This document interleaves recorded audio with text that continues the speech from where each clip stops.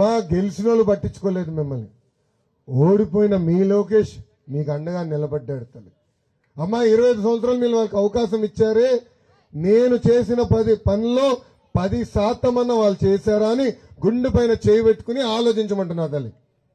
అమ్మా ప్రతిపక్షంలోనే నేను ఇంత పని చేశానంటే రేపు మన ప్రభుత్వం వచ్చిన తర్వాత ఎలా పనులు జరుగుతాయి ఒక్కసారి కళ్ళు మూసుకుని ఆలోచించమంటున్నా తల్లి.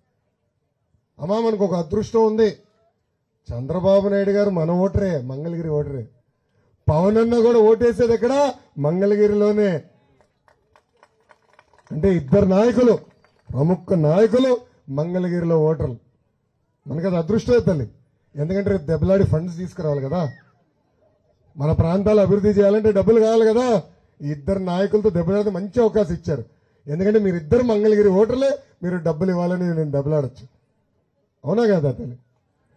అమ్మా నేను యువగలం పాదయాత్ర మొదలుపెట్టే ముందల మన ప్రాంతం అంతా నడిచిన, మీరు ఎదుర్కొంటున్న సమస్యలు ఆనాడు తెలుసుకున్నా, నేను రాసుకున్నా. అందుకే ఈ సభాముఖంగా నేను చాలా స్పష్టంగా చెప్పదలుచుకున్నా. గతంలో విశ్వవిఖ్యాత నట సార్వభౌమ స్వర్గశ్రీ నందమూరి తారక రామారావు గారే ఇక్కడున్న నివసిస్తున్న వాళ్ళకి పట్టాలు ఇచ్చారు.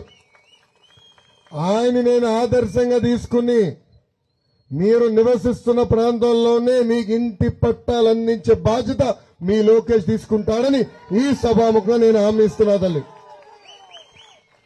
25 సంవత్సరాలు ఒక్క పట్టా ఇవ్వలేదు తల్లి, పట్టించుకోలేదు తల్లి. కానీ కరకట్ట కమలాసన్ ఉన్నాడే, ఎవరు తల్లి అయినా, ఎవరు తల్లి? ఆల రామకృష్ణారెడ్డి తల్లి, జగన్మోహన్ రెడ్డి గారు అమితాబ్ బచ్చన్ తల్లి. అరే భలే ఉన్నావు. జగన్మోహన్ రెడ్డి గారు వెళ్ళి యాక్టింగ్ లోకి వెళ్తే ఆస్కర్ కదా భాస్కర్ అవార్డు వచ్చి తల్లి, అంత అద్భుతంగా నటిస్తాడు.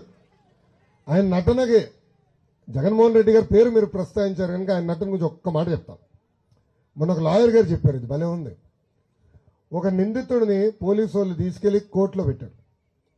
ఆ నిందితుడు బాగా ఏడ్చారు, నాకు తల్లి తండ్రులు లేరు, నన్ను ఆదుకోండి, పోలీసు వాళ్ళు నన్ను చెతకబాదారు, ఇది అన్యాయం కదా అని.